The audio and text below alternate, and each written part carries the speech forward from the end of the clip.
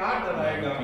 8 दिन तक तो 8 दिन से ज्यादा तो वो हमारा जो मुचंदर था अभिनंदन उसको रोक नहीं पाया वो 8 दिन 1 हफ्ता। तो अभिनंदन पर 4 पंक्तियां सुन लीजिए कि अभिनंदन में सजी हुई थी बंदरवारे सो, अभिनंदन के अभिनंदन में सजी हुई थी बंदरवारे सो, शेर खबर आ गया सलामत पाक को सलवारे धो।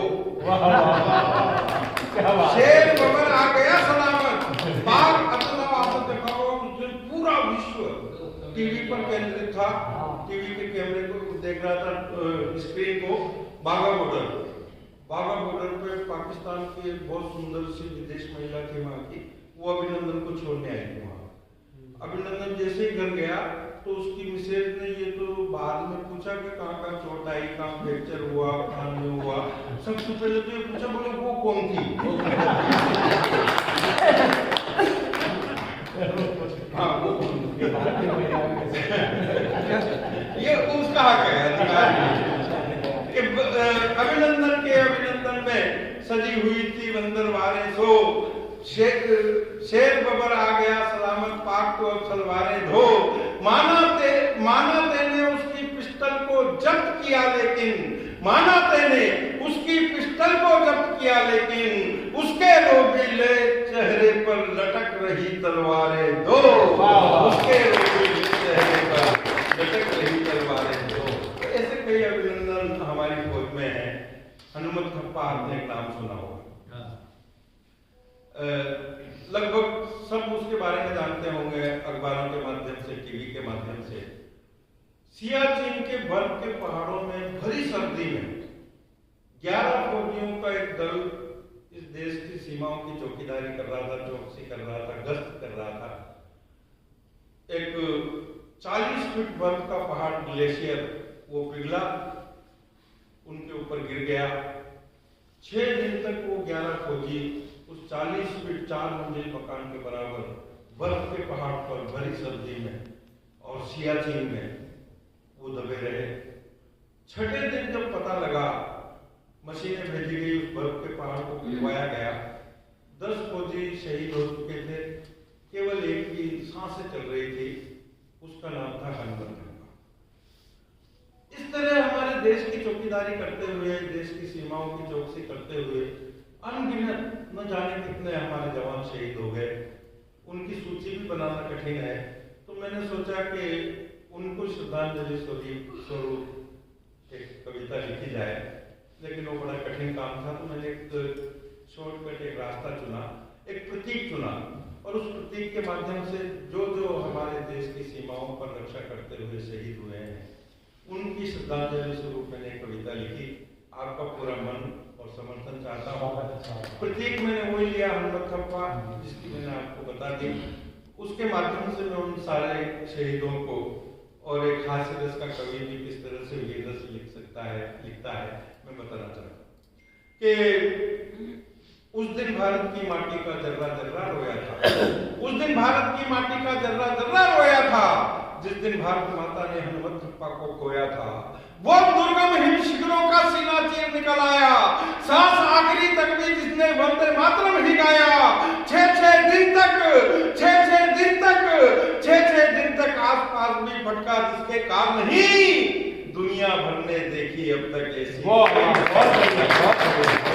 माफ करना हनुमत थप्पा के लिए आपकी तालियां बहुत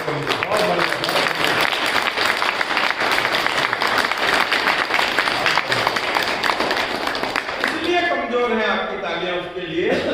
आप कल्पना कीजिए साहब, भरी सर्दी कड़ाके की, दिसंबर जनवरी का महीना, -45 डिग्री सेंटीग्रेड टेम्परेचर, और 40 फीट बर्फ का पहाड़, उसमें वो दबा रहा 6 दिन तक।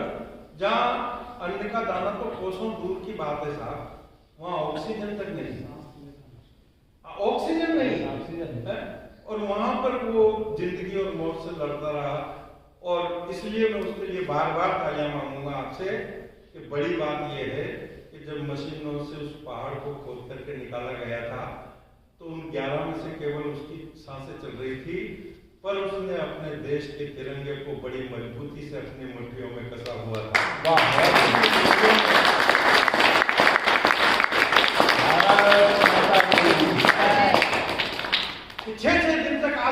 फटका जिसके काल नहीं, दुनिया भर ने देखी अब तक ऐसी कोई मिसाल नहीं। बर्फीली फौलादी चट्टानों से उसका तन नहीं गला, क्रूर काल का काल चक्र भी उसके आगे नहीं चला। जिसने अमर तिरंगा प्यारा सियाचिन पर लहराया, मात मौत को देकर के भी जो जिंदा वापस आया। जिसने अपने भुजदंडों से निर्मम काल पछाड़ा था, अखिल विश्व में शूरवीरता के झंडे को गाड़ा था। बर्फीली चट्टाने जिसकी हिम्मत तोड़ नहीं पाई, साक्षात खुद यमुने आकर जयमाला थी। वाह वाह, बहुत बढ़िया। साक्षात खुद यमुने आकर जयमाला थी पहनाई।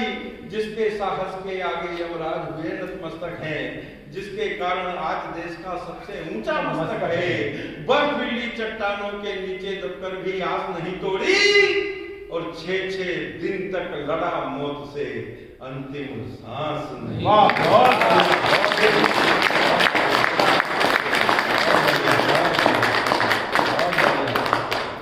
सबने तालियां बजाई, किसी एक आदमी ने नहीं बजाई। मैं केवल इतना निवेदन करना चाहता हूँ, जिन्होंने नहीं बजाई, मेरे कहने से कल एक छोटा सा प्रयोग, यहाँ नहीं घर पे जब भी आप जाओ करना, अभी तो कोई इतनी ज्यादा सर्दी भी नहीं है।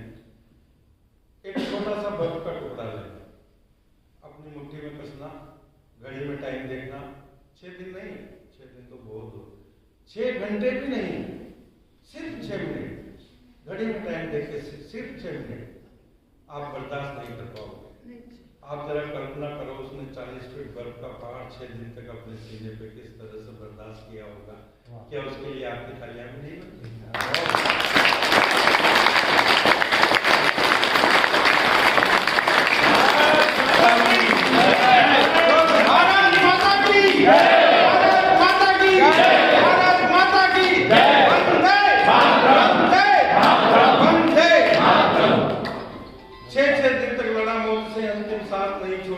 बर्फीली चट्टानों के नीचे दबकर भी आस नहीं तोड़ी, 6-6 दिन तक लड़ा मौत से अंतिम सांस नहीं छोड़ी।